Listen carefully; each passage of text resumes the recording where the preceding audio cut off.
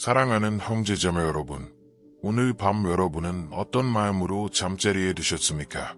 혹시 하루의 무게 때문에 마음이 지치셨습니까? 혹은 답답한 마음으로 하나님께 더 가까이 가고 싶으십니까? 그렇다면 오늘 이 시간을 통해 요한복음의 말씀이 여러분의 영혼을 밝히고 잠드는 동안에도 마음을 지켜줄 것입니다. 요한복음은 이렇게 시작합니다. 요한복음 1장 1절. 태초에 말씀이 계시니라. 이 말씀이 하나님과 함께 계셨으니 이 말씀은 곧 하나님이시니라. 형제자매 여러분, 요한은 우리에게 예수님이 단순한 스승이 아니라 태초부터 계셨던 말씀, 곧 하나님 자신임을 선포합니다. 이 세상은 어둠으로 가득 차 있습니다. 그러나 요한은 우리에게 분명히 말합니다. 요한복음 1장 5절.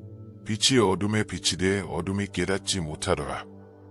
예수님은 이 세상의 어둠을 뚫고 오신 빛입니다. 혹시 여러분은 인생이 캄캄한 어둠 속 같다고 느끼십니까? 앞이 보이지 않고 길이 끊긴 것처럼 막막하십니까? 그렇다면 기억하십시오. 예수님은 빛으로 오셨습니다. 그 빛은 단순히 눈을 밝히는 빛이 아니라 영혼을 살리고 마음을 새롭게 하는 빛입니다. 요한복음 1장은 세례 요한의 증언을 전합니다. 요한복음 1장 29절. 이튿날 요한이 예수께서 자기에게 나아오심을 보고 이르되 보라, 세상 죄를 지고 가는 하나님의 어린 양이로다.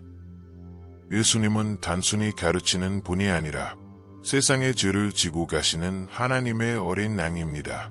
이 진리를 붙드는 순간 우리는 죄의 무게에서 자유를 얻습니다. 사랑하는 여러분, 오늘 밤 잠들기 전에 이렇게 묵상해 보십시오. 예수님은 빛으로 오셨다. 그 빛은 내 영혼을 밝히신다. 예수님은 나의 죄를 지고 가신 어린 양이시다. 이 세 가지 진리를 마음에 새기며 눈을 감으십시오. 그 순간 하나님의 평안이 여러분의 잠자리를 지켜주실 것입니다. 기억하십시오. 예수님은 태초부터 계신 말씀입니다. 예수님은 어둠을 밝히는 빛입니다. 예수님은 세상의 죄를 지신 어린 양입니다. 주님, 오늘도 제 마음을 말씀으로 비추어 주셔서 감사합니다. 어둠 속에서도 저를 지켜주시는 주님께 감사합니다. 예수님, 당신은 저의 빛이십니다. 저의 구원이십니다. 오늘 밤 저의 영혼을 평안히 쉬게 하소서. 예수님의 이름으로 기도드립니다. 아멘. 오늘 이 말씀을 들으시며 마음이 따뜻해지셨다면 댓글에 이렇게 남겨보십시오. 예수님은 나의 빛이십니다. 여러분의 고백이 다른 이들에게도 빛이 될 것입니다. 사랑하는 형제자매 여러분, 혹시 여러분의 인생이 메말라 버린 항아리처럼 느껴진 적이 있습니까? 기쁨이 사라지고 웃음이 멈추고 마치 축제가 끝난 잔치처럼 공허한 마음을 경험하신 적이 있습니까? 요한복음 2장은 바로 이런 순간에 찾아오신 예수님의 놀라운 기적을 기록합니다. 요한복음 2장 1대 2절. 사흘째 되던 날 갈릴리 가나에 혼인이 있어 예수의 어머니도 거기 계시고 예수와 그 제자들도 혼인의 청함을 받았더니 잔치가 한창이던 그때 문제가 생겼습니다. 요한복음 2장 3절. 포도주가 떨어진지라. 형제자매 여러분, 잔치에 포도주가 떨어졌다는 것은 단순히 음료가 부족한 문제가 아닙니다. 당시 문화에서 포도주는 기쁨과 풍성함의 상징이었습니다. 즉, 기쁨이 사라진 상황이 된 것입니다. 그 순간 예수님의 어머니 마리아가 말씀합니다. 요한복음 2장 5절. 그의 어머니가 하인들에게 이르되 너희에게 무슨 말씀을 하시든지 그대로 하라. 여러분, 기적의 시작은 순종입니다. 무슨 말씀을 하시든지 그대로 하라. 이 고백이 오늘 우리 삶에서도 기적을 여는 열쇠입니다. 예수님은 항아리에 물을 채우게 하셨습니다. 그리고 그 물은 포도주로 변했습니다. 요한복음 2장 11절. 예수께서 이 첫 표적을 갈릴리 가나에서 행하여 그의 영광을 나타내심에 제자들이 그를 믿으니라. 사랑하는 여러분, 물이 포도주로 변한 사건은 단순한 기적이 아닙니다. 그것은 우리 인생 속 변화와 새 시작을 상징합니다. 물은 평범함을, 포도주는 기쁨과 축복을 의미합니다. 예수님은 평범한 우리의 삶을 하나님의 은혜로 변화시키십니다. 메마른 항아리 같은 우리의 마음에 다시 새로운 기쁨을 채워주십니다. 혹시 지금 여러분의 마음이 공허합니까? 주님, 제게는 더 이상 기쁨이 없습니다. 이렇게 고백하고 계십니까? 그렇다면 오늘 이 말씀을 붙드십시오. 예수님은 여러분의 메마른 항아리를 다시 풍성하게 채워주실 수 있는 분이십니다. 아침에 이렇게 기도해 보십시오. 주님, 제 인생의 빈 항아리를 채워주옵소서. 메마른 제 마음을 주님의 기쁨으로 바꿔주옵소서. 오늘도 제 삶을 새롭게 하심에 감사합니다. 기억하십시오. 예수님은 기쁨이 사라진 자리에 찾아오십니다. 순종은 기적의 시작입니다. 예수님은 우리의 평범함을 변화시켜 풍성한 삶으로 채우십니다. 주님, 저의 삶 속에서 기쁨이 사라졌을 때 다시 찾아와 주심에 감사합니다. 메마른 항아리 같은 제 마음을 주님의 은혜로 채워주소서. 순종으로 기적을 경험하게 하소서. 예수님의 이름으로 기도드립니다. 아멘. 오늘 이 말씀을 들으시며 마음이 울림이 있으셨다면 댓글에 이렇게 적어 주십시오. 저는 순종으로 기적을 경험하겠습니다. 여러분의 고백이 믿음의 씨앗이 되어 하나님께서 새롭게 하실 것입니다. 사랑하는 형제자매 여러분, 혹시 여러분은 신앙생활을 하면서도 나는 정말 하나님 나라에 속한 사람일까? 내 삶은 여전히 변하지 않는데 나는 진짜 구원받은 사람일까? 이런 고민을 해본 적이 있으십니까? 그런 질문을 가졌던 사람이 바로 니고데모입니다. 요한복음 3장 1대 2절. 그런데 바리새인 중에 니고데모라 하는 사람이 있으니 유대인의 지도자라. 그가 밤에 예수께 와서 이르되 라비여, 우리가 당신은 하나님께로부터 오신 선생인 줄 아나이다. 니고데모는 유대 사회에서 존경받는 지도자였습니다. 그러나 그의 마음에는 여전히 갈급함이 있었습니다. 그래서 그는 밤에 몰래 예수님을 찾아옵니다. 여러분, 많은 사람이 낮에는 신앙의 얼굴을 하지만 밤에는 깊은 질문과 두려움 속에 있습니다. 혹시 여러분도 니고데모처럼 밤마다 하나님 앞에 답을 찾고 계십니까? 예수님은 니고데모에게 이렇게 말씀하셨습니다. 요한복음 3장 3절. 사람이 거듭나지 아니하면 하나님의 나라를 볼 수 없느니라. 니고데모는 이해하지 못했습니다. 어머니 뱃속에 다시 들어갔다 나올 수 있단 말입니까? 그러나 예수님은 이렇게 설명하셨습니다. 요한복음 3장 5절. 사람이 물과 성령으로 나지 아니하면 하나님의 나라에 들어갈 수 없느니라. 거듭남은 단순한 육체적 출생이 아니라 성령으로 다시 태어나는 것입니다. 사랑하는 여러분, 거듭남은 우리의 과거를 지우는 것이 아닙니다. 거듭남은 과거의 죄와 상처 위에 새로운 생명을 심으시는 하나님의 역사입니다. 우리는 스스로 다시 태어날 수 없습니다. 그러나 성령께서 우리 안에 임하실 때 우리의 영혼은 새로워집니다. 예수님은 니고데모와의 대화 속에서 복음의 핵심을 선포하셨습니다. 요한복음 3장 16절. 하나님이 세상을 이처럼 사랑하사 독생자를 주셨으니 이는 그를 믿는 자마다 멸망하지 않고 영생을 얻게 하려 하심이라. 형제자매 여러분, 이 말씀은 요한복음 전체, 아니 성경 전체의 핵심입니다. 우리는 우리의 노력으로 구원받는 것이 아닙니다. 우리는 하나님의 사랑으로 구원받습니다. 그리고 그 사랑을 믿음으로 받아들일 때 우리 영혼은 거듭납니다. 혹시 여러분의 마음이 이렇게 외치고 있습니까? 주님, 저는 너무 부족합니다. 제 삶에는 여전히 죄와 실수가 많습니다. 그렇다면 오늘 이 말씀을 붙드십시오. 거듭남은 우리의 힘이 아니라 성령님의 역사입니다. 내일 아침 이렇게 기도해 보십시오. 주님, 오늘도 제 안에 성령으로 새 생명을 부어주소서. 저를 새롭게 태어나게 하소서. 오늘도 영원한 생명을 붙들게 하소서. 기억하십시오. 거듭남은 선택이 아니라 반드시 필요한 변화입니다. 거듭남은 육체가 아니라 성령으로 이루어집니다. 거듭남은 하나님의 사랑을 믿는 순간 시작됩니다. 주님, 제 힘으로는 거듭날 수 없음을 고백합니다. 성령으로 저를 새롭게 태어나게 하소서. 하나님의 사랑을 믿고 붙드는 믿음을 주옵소서. 예수님의 이름으로 기도드립니다. 아멘. 오늘 이 말씀에 마음이 울림이 있으셨다면 댓글에 이렇게 적어 주십시오. 저는 성령으로 거듭남을 선택합니다. 여러분의 고백이 오늘 밤 여러분의 영혼을 새롭게 하실 것입니다. 사랑하는 형제자매 여러분, 혹시 여러분의 마음은 늘 갈증을 느끼고 있지 않습니까? 무엇을 가져도 만족이 없고 무엇을 마셔도 다시 목마른 삶을 살고 있지는 않습니까? 요한복음 4장은 바로 그런 영혼을 향한 예수님의 초대의 말씀을 전합니다. 요한복음 4장 6대 7절. 거기 또 야곱의 우물이 있더라. 예수께서 길 가시다가 피곤하여 우물 곁에 그대로 앉으시니 때가 6시쯤 되었더라. 사마리아 여자 한 사람이 물을 기르러 왔음에 예수께서 물을 좀 달라 하시니. 사랑하는 여러분, 예수님은 굳이 유대인들이 꺼리던 사마리아 땅을 지나셨습니다. 왜냐하면 그곳에 목마른 한 영혼, 곧 사마리아 여인이 있었기 때문입니다. 이 여인은 단순히 물을 기르러 온 것이 아니었습니다.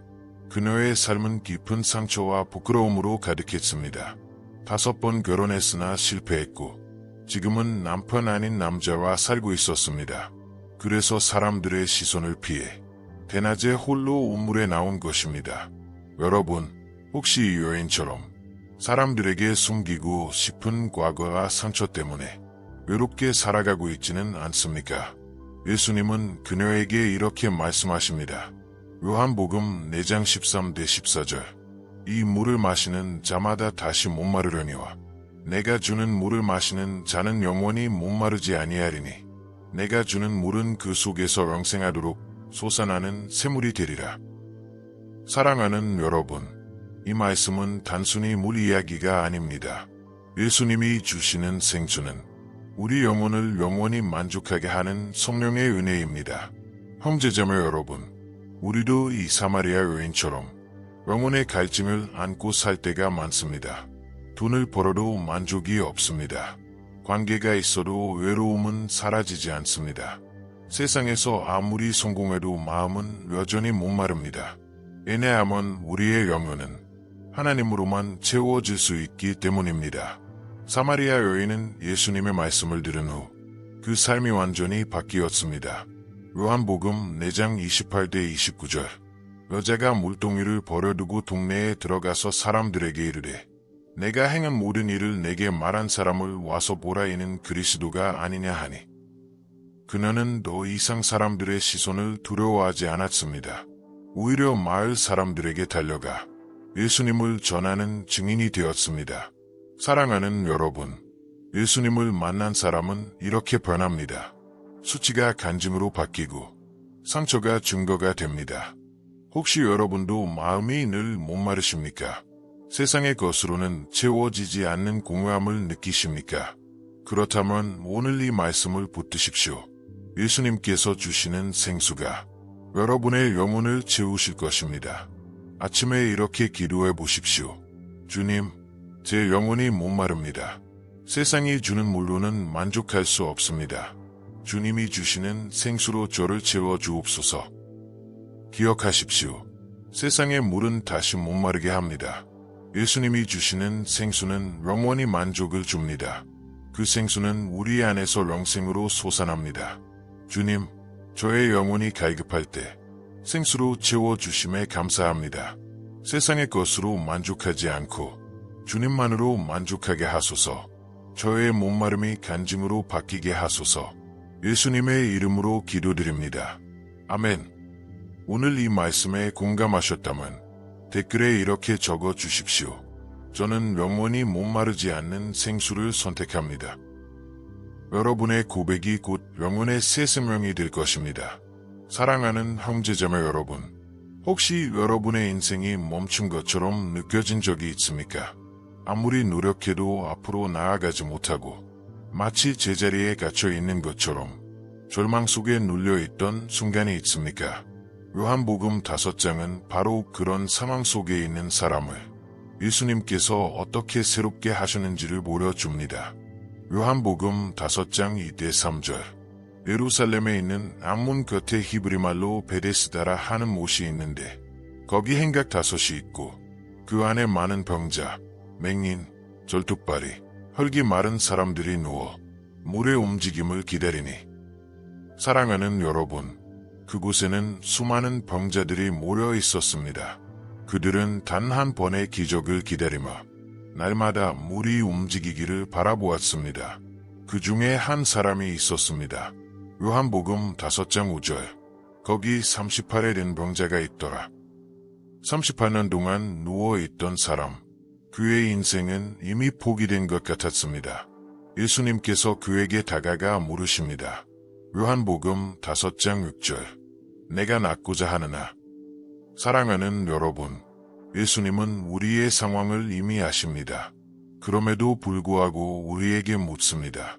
너는 여전히 소망하느냐? 너는 여전히 일어나기 원하느냐? 병자는 이렇게 대답합니다. 주여, 물이 움직일 때 나를 못에 넣어주는 사람이 없어. 내가 가는 동안 다른 사람이 먼저 내려가나이다. 그의 대답은 변명과 한계뿐이었습니다. 그러나 예수님은 그의 조건을 넘어섭니다. 요한복음 5장 8절. 예수께서 이르시되 일어나 내 자리를 들고 걸어가라 하시니. 그 순간 병자는 곧 나아서 자리를 들고 걸어갔습니다. 사랑하는 여러분, 38년의 절망도 예수님의 한마디 앞에서 순간에 무너졌습니다. 예수님은 단순히 병을 고치신 것이 아니라 그의 삶 전체를 다시 일으키셨습니다. 형제자매 여러분, 우리에게도 각자의 베데스다가 있습니다. 오랫동안 풀리지 않는 문제, 반복되는 실패와 좌절, 끝나지 않는 상처와 질병. 우리는 늘 언젠가라는 희망을 붙잡고 기다립니다. 그러나 예수님은 오늘 이 순간 말씀하십니다. 일어나라. 내 자리를 들고 걸어가라. 혹시 여러분도 오랫동안 눌려있던 자리가 있습니까? 38년 병자처럼 포기하고 있던 부분이 있습니까? 그렇다면 오늘 예수님의 음성을 들으십시오. 일어나라. 내 자리를 들고 걸어가라. 내일 아침 이렇게 기도해 보십시오. 주님, 저의 오랜 문제보다 크신 분이심에 감사합니다. 저를 눌렀던 자리를 박차고 일어나게 하소서. 감사로 다시 걷게 하소서. 기억하십시오. 예수님은 우리의 오랜 절망 속으로 찾아오십니다. 예수님의 말씀은 변명을 뛰어넘습니다. 예수님은 우리를 다시 일으키시는 분이십니다. 주님, 저의 오랜 눌림 속에서도 찾아오심에 감사합니다. 오늘도 저를 일으키시는 주님을 믿습니다. 감사로 새로운 길을 걷게 하소서. 예수님의 이름으로 기도드립니다. 아멘. 오늘 이 말씀에 마음이 움직이셨다면 댓글에 이렇게 남겨주십시오. 저는 오늘 감사로 다시 일어납니다. 여러분의 고백이 곧 새로운 시작의 씨앗이 될 것입니다. 사랑하는 형제자매 여러분, 혹시 여러분은 마음속 공허함을 느끼신 적이 있습니까? 아무리 좋은 음식을 먹어도, 아무리 많은 것을 소유해도 여전히 채워지지 않는 갈증과 배고픔이 있지 않습니까? 요한복음 6장은 이 질문에 대한 답을 줍니다. 예수님은 우리 영혼의 참된 만족, 생명의 떡이십니다. 요한복음 6장 9절. 여기 한 아이가 있어 보리떡 5개와 물고기 2마리를 가졌나이다. 많은 무리가 배고파 있을 때 예수님은 작은 도시락 하나로 수많은 사람을 먹이셨습니다. 그들은 배불리 먹었고 12광주리가 남았습니다. 그러나 예수님은 단순히 배를 채우는 분이 아니었습니다. 그는 더 깊은 진리를 말씀하셨습니다. 요한복음 6장 35절. 예수께서 이르시되 나는 생명의 떡이니 내게 오는 자는 결코 줄이지 아니할 터이요 나를 믿는 자는 영원히 목마르지 아니하리라. 사랑하는 여러분, 세상의 떡은 우리를 잠시 채워줄 수 있습니다. 그러나 곧 다시 배가 고파집니다. 그러나 예수님이 주시는 떡은 우리 영혼을 영원히 만족하게 합니다.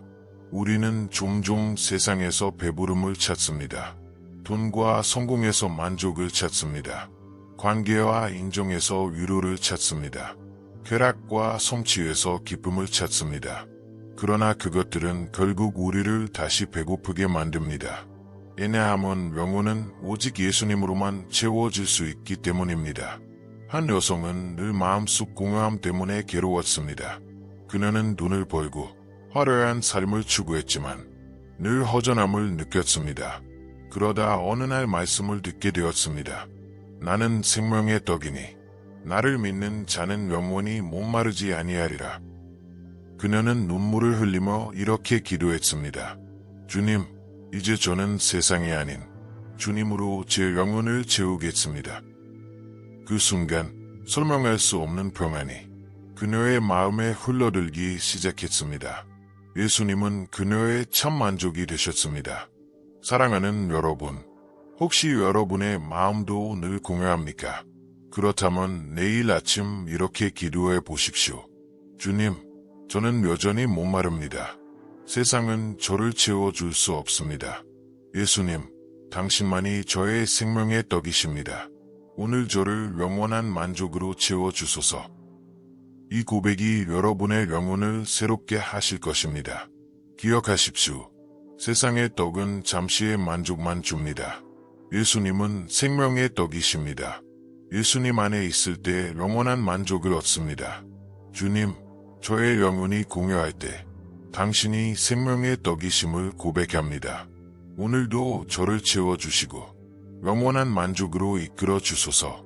예수님의 이름으로 기도드립니다. 아멘. 오늘 이 말씀에 공감하셨다면 댓글에 이렇게 남겨보십시오. 예수님은 저의 생명의 떡이십니다. 여러분의 고백이 다른 이들에게 믿음을 전할 것입니다. 사랑하는 형제자매 여러분, 혹시 여러분은 삶이 깊은 어둠 속 같다고 느낀 적이 있습니까? 앞이 보이지 않고 길을 잃어버린 듯 막막하여 나는 어디로 가야 하는가? 라는 질문을 하신 적이 있습니까? 바로 그런 순간에 예수님은 우리에게 이렇게 말씀하십니다. 요한복음 8장 12절. 나는 세상의 빛이라 나를 따르는 자는 어둠에 다니지 아니하고 생명의 빛을 얻으리라. 형제자매 여러분, 우리는 모두 어둠 속에 살아갑니다. 죄의 어둠, 두려움의 어둠, 실패와 상처의 어둠. 이 어둠은 우리를 가두고 희망을 빼앗고 영혼을 무겁게 만듭니다. 그러나 예수님은 말씀하십니다. 나는 세상의 빛이다. 즉, 그 어떤 어둠도 이길 수 없는 빛. 그 빛이 바로 예수님이십니다. 요한복음 8장은 가늠하다 잡힌 여인의 이야기를 전합니다. 그 여인은 사람들에게 끌려 나와 돌에 맞아 죽을 위기에 있었습니다. 사람들의 눈빛은 차가운 정죄였고 그녀의 삶은 어둠 속에 갇혀 있었습니다. 그러나 예수님은 이렇게 말씀하셨습니다. 요한복음 8장 11절. 나도 너를 정죄하지 아니하노니 가서 다시는 죄를 범하지 말라. 사랑하는 여러분, 예수님의 빛은 정죄가 아니라 자유와 용서입니다. 그 빛은 우리의 죄를 드러내되 우리를 회복시키는 은혜의 빛입니다. 예수님은 말씀하십니다. 나를 따르는 자는 어둠에 다니지 않는다. 여러분, 어둠은 여전히 존재합니다. 그러나 예수님을 따르는 사람은 그 어둠에 붙잡히지 않습니다. 빛을 따라 걷기 때문입니다. 빛은 길을 보여줍니다. 빛은 두려움을 몰아냅니다. 빛은 생명을 살립니다. 혹시 지금 여러분의 마음이 어둡습니까? 과거의 상처, 현재의 문제, 미래의 불안 때문에 앞이 보이지 않습니까? 그렇다면 오늘 이 말씀을 붙드십시오. 예수님은 세상의 빛이십니다. 그 빛은 여러분의 삶을 비추고 여러분의 발걸음을 인도하십니다.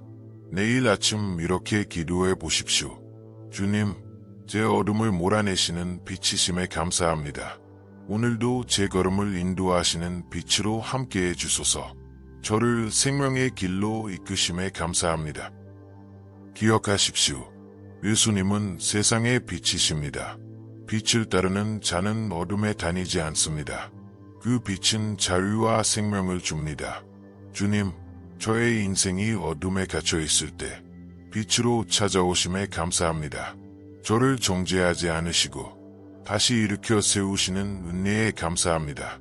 오늘도 주님의 빛을 따라 걷게 하소서. 예수님의 이름으로 기도드립니다. 아멘. 오늘 이 말씀에 마음이 울림이 있으셨다면 댓글에 이렇게 남겨보십시오. 저는 어둠 대신 예수님의 빛을 따르겠습니다. 여러분의 고백이 곧 믿음의 길을 밝히는 등불이 될 것입니다. 사랑하는 형제자매 여러분, 혹시 여러분은 인생의 길에서 길을 잃은 양처럼 방황한 적이 있습니까? 어디로 가야 할지 몰라 두려움에 떨며 누군가 이 길을 안전하게 인도해 주기를 간절히 바란 적이 있습니까? 예수님은 그런 우리에게 이렇게 말씀하십니다. 요한복음 10장 11절. 나는 선한 목자라. 선한 목자는 양들을 위하여 목숨을 버리느니라. 성경에서 우리는 자주 양에 비유됩니다. 양은 스스로 길을 찾지 못하고 맹수로부터 자신을 지킬 수도 없습니다. 양에게 가장 필요한 것은 목자의 인도와 보호입니다. 예수님은 단순한 목자가 아니라 우리의 생명을 위해 목숨까지 버리시는 선한 목자이십니다. 예수님은 말씀하십니다. 요한복음 10장 12대 13절. 사꾼은 목자가 아니요 양도 제 양이 아니라 이리가 오는 것을 보면 양을 버리고 달아나나 그는 사꾼인 까닭에 양을 돌보지 아니하느니라. 세상에는 우리를 잠시 지켜주는 듯 보이지만 결국 위기 앞에서 떠나버리는 사꾼 같은 존재들이 있습니다. 그러나 예수님은 결코 우리를 버리지 않으십니다. 그는 끝까지 지키시고 우리의 생명을 위해 자신을 내어주십니다. 요한복음 10장 27절. 내 양은 내 음성을 들으며 나는 그들을 알며 그들은 나를 따르느니라. 사랑하는 여러분, 예수님과 우리의 관계는 단순한 종교적 의무가 아닙니다. 그분은 우리를 이름으로 부르시고 우리는 그분의 음성을 알아듣습니다. 기도할 때, 말씀을 읽을 때 우리는 목자의 음성을 듣습니다. 그 음성은 두려움을 몰아내고 우리의 발걸음을 안전한 길로 인도합니다. 한 신자는 인생의 큰 위기 속에서 모든 것을 잃었습니다. 그는 홀로 남겨진 것 같았고 사꾼처럼 떠난 사람들 때문에 마음이 무너졌습니다. 그러나 말씀 속에서 이런 구절을 붙잡았습니다. 시편 23편 1절. 여호와는 나의 목자시니 내게 부족함이 없으리로다. 그는 눈물 속에서 기도했습니다. 주님, 저는 길을 잃은 양입니다. 그러나 주님은 저의 선한 목자이십니다. 오늘도 저를 인도하시니 감사합니다. 그날 이후 그는 다시 일어났습니다. 사꾼은 떠났지만 선한 목자는 결코 떠나지 않으셨습니다. 사랑하는 여러분, 혹시 지금 여러분의 삶의 일이 같은 어려움이 있습니까? 경제의 일이, 관계의 일이, 건강의 일이. 그러나 두려워하지 마십시오. 선한 목자 예수님이 여러분을 지키시고 인도하십니다. 내일 아침 이렇게 기도해 보십시오. 주님, 저는 양처럼 연약하지만 감사합니다. 저를 지키시는 선한 목자가 계심에 감사합니다. 주님의 음성을 듣고 따르게 하소서. 기억하십시오. 예수님은 사꾼이 아니라 선한 목자이십니다. 목자는 양을 위해 목숨을 버리십니다. 우리는 목자의 음성을 알고 따르는 자들입니다. 주님, 저를 선한 목자로 인도해 주심에 감사합니다. 사꾼이 아니라 저를 끝까지 지키시는 목자이심에 감사합니다. 오늘도 주님의 음성을 듣고 따르며 살게 하소서. 예수님의 이름으로 기도드립니다. 아멘. 오늘 이 말씀의 은혜가 되셨다면 댓글에 이렇게 적어 주십시오. 저는 선한 목자의 음성을 따르겠습니다. 여러분의 고백이 오늘 하루의 길을 밝히는 등불이 될 것입니다. 사랑하는 형제자매 여러분, 혹시 여러분은 죽음에 대한 두려움을 느끼신 적이 있습니까? 사랑하는 사람을 잃은 슬픔, 그리고 언젠가 나도 떠나야 한다는 현실은 우리 모두를 두렵게 만듭니다. 요한복음 11장은 바로 그 두려움 한가운데서 예수님이 선포하신 소망의 말씀을 기록합니다. 예수님의 사랑하는 친구 나사로가 병들어 죽게 되었습니다. 그의 누이 마르다와 마리아는 눈물 속에 있었습니다. 주님, 주께서 여기 계셨더라면 내 오라버니가 죽지 아니하였겠나이다. 그들의 말에는 아쉬움과 원망이 섞여 있었습니다. 형제자매 여러분, 우리도 삶에서 같은 고백을 하지 않습니까? 주님, 왜 늦으셨습니까? 왜 저를 이 고통 속에 두십니까? 그러나 예수님은 그 자리에서 놀라운 말씀을 하십니다. 요한복음 11장 25대 26절. 나는 부활이요 생명이니 나를 믿는 자는 죽어도 살겠고 무릇 살아서 나를 믿는 자는 영원히 죽지 아니하리니 이것을 내가 믿느나. 사랑하는 여러분, 예수님은 단순히 기적을 일으키는 분이 아니라 부활과 생명 자체이십니다. 예수님은 무덤 앞에서 이렇게 외치셨습니다. 요한복음 11장 43절. 나사로야 나오라 하시니. 그리고 죽은 지 나흘 된 나사로가 수위에 쌓인 채로 무덤에서 걸어 나왔습니다. 사랑하는 여러분, 예수님의 말씀은 죽음마저도 깨뜨립니다. 그분은 절망의 무덤을 열고 우리에게 새로운 생명을 주십니다. 형제자매 여러분, 죽음은 끝이 아닙니다. 예수님 안에서 죽음은 새로운 시작입니다. 고린도전서 15장 55절. 사망아 너의 승리가 어디 있느냐? 사망아 내가 쏘는 것이 어디 있느냐? 예수님은 부활로 죽음을 이기셨습니다. 그리고 그분을 믿는 자마다 영원한 생명을 약속받습니다. 혹시 지금 여러분이 상실과 두려움 속에 있습니까? 사랑하는 사람의 무덤 앞에서 눈물 짓고 계십니까? 그렇다면 오늘 이 말씀을 붙드십시오. 나는 부활이요 생명이다. 이 말씀은 단순한 위로가 아니라 우리의 미래를 향한 하나님의 약속입니다. 내일 아침 이렇게 기도해 보십시오. 주님, 죽음보다 크신 분이심에 감사합니다. 부활과 생명이 되심에 감사합니다. 오늘 제 영혼을 영원한 소망으로 채워주소서. 기억하십시오. 예수님은 부활이요 생명이십니다. 죽음은 끝이 아니라 새로운 시작입니다. 그분을 믿는 자는 영원히 죽지 않습니다. 주님, 죽음 앞에서도 두려워하지 않게 하소서. 부활과 생명이 되시는 주님을 믿습니다. 저의 삶을 영원한 소망으로 채워주소서. 예수님의 이름으로 기도드립니다. 아멘. 오늘 이 말씀의 은혜를 받으셨다면 댓글에 이렇게 적어 주십시오. 예수님은 저의 부활이요 생명입니다. 여러분의 고백이 여러분의 인생을 두려움에서 소망으로 바꾸게 될 것입니다. 사랑하는 형제자매 여러분, 우리가 함께 걸어온 요한복음의 여정은 빛으로 오신 예수님, 생수와 생명의 떡이신 예수님, 선한 목자와 부활이신 예수님을 보여주었습니다. 이 모든 이야기는 결국 십자가와 부활로 이어집니다. 그곳에서 하나님의 사랑은 완성되고 우리의 구원은 확증되었습니다. 요한복음 19장 30절. 예수께서 심포도주를 받으신 후에 이르시되 다 이루었다 하시고 머리를 숙이시고 영원히 떠나가시니라. 형제자매 여러분, 다 이루었다라는 이 말씀은 죄와 사망의 권세가 끝났다는 선언입니다. 우리의 과거와 죄책감, 실패와 상처는 십자가에서 이미 해결되었습니다. 예수님은 단순히 고난당하신 분이 아니라 우리의 죄를 대신 지시고 완전한 구속을 이루신 분입니다. 그러나 십자가는 끝이 아니었습니다. 요한복음 20장 19절.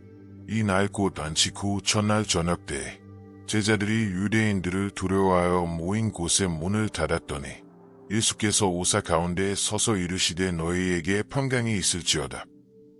무덤에 갇히셨던 예수님은 사흘 만에 다시 살아나셨습니다. 그분은 제자들 앞에 나타나셔서 두려움에 떨던 그들에게 평강을 주셨습니다. 사랑하는 여러분, 예수님의 부활은 단순한 사건이 아닙니다. 그것은 영원한 승리입니다. 죽음마저도 더 이상 우리를 붙잡을 수 없습니다. 부활하신 예수님은 제자들에게 이렇게 말씀하셨습니다. 요한복음 20장 21절. 예수께서 또 이르시되 너희에게 평강이 있을지어다. 아버지께서 나를 보내신 것 같이 나도 너희를 보내노라. 사랑하는 여러분, 십자가와 부활은 단순히 우리의 구원으로 끝나지 않습니다. 이제 우리는 세상으로 나아가 예수님의 증인으로 살아가야 합니다. 우리의 삶이 복음이 되고 우리의 말이 복음을 전하는 도구가 되어야 합니다. 혹시 여러분은 이렇게 말할 수 있습니다. 주님, 저는 너무 연약합니다. 복음을 전할 용기도 없습니다. 그러나 예수님은 제자들에게 성령을 주셨습니다. 그리고 오늘 우리에게도 동일하게 말씀하십니다. 내가 너와 항상 함께 있으리라. 내일 아침 이렇게 기도해 보십시오. 주님, 십자가와 부활의 은혜를 제 삶에 새기게 하소서. 오늘도 주님의 증인으로 살게 하소서. 감사와 믿음으로 저의 사명을 감당하게 하소서. 기억하십시오. 십자가는 죄와 사망의 끝입니다. 부활은 영원한 생명의 시작입니다. 우리는 이제 증인으로 살아가야 합니다. 주님, 십자가의 사랑과 부활의 승리에 감사합니다. 저를 구원하시고 새 생명을 주심에 감사합니다. 오늘도 주님의 증인으로 살게 하소서. 감사와 소망으로 제 사명을 감당하게 하소서. 예수님의 이름으로 기도드립니다. 아멘. 오늘 이 말씀의 은혜를 받으셨다면 댓글에 이렇게 적어 주십시오. 저는 십자가와 부활의 증인으로 살겠습니다. 여러분의 고백이 세상 속에서 복음의 등불이 될 것입니다.